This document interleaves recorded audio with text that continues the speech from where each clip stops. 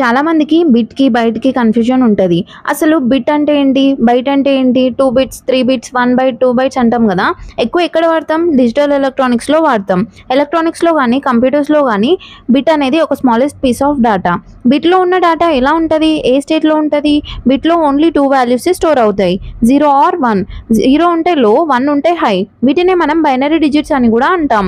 8 bits కలిపితే 1 byte. ఈ బైట్‌లో క్యారెక్టర్స్‌ని కూడా స్టోర్ చేయొచ్చు. క్యారెక్టర్స్ అంటే ఏ, బి, సి, డి ఇలా. ఈ ఒక్క బైట్ 0-256 వాల్యూస్‌ని స్టోర్ చేసుకుంటది. బైట్స్‌ని కంప్యూటర్స్‌లో కూడా యూజ్ చేస్తాం. వర్డ్స్‌ని, ఇమేజెస్‌ని, వీడియోస్‌ని స్టోర్ చేయడానికి. నాట్ ఓన్లీ ఇన్ కంప్యూటర్స్, మొబైల్స్‌లో కూడా యూజ్ చేస్తాం. అదే అంటాం కదా ఎంబీ, జీబీ, కేబీ అని. ఫోన్ స్టోరేజ్ తీసుకుంటే కూడా 128 జీబీ, 256 జీబీ ఉంటాయి కదా! గిగాబైట్స్ అన్నమాట. అమ్మో! 256 గిగాబైట్స్ అంటే ఎన్ని బిట్సా? బిట్ అనేది స్మాలెస్ట్ యూనిట్ 0 ఆర్ 1. బైట్స్ అనేవి గ్రూప్ ఆఫ్ 8 బిట్స్.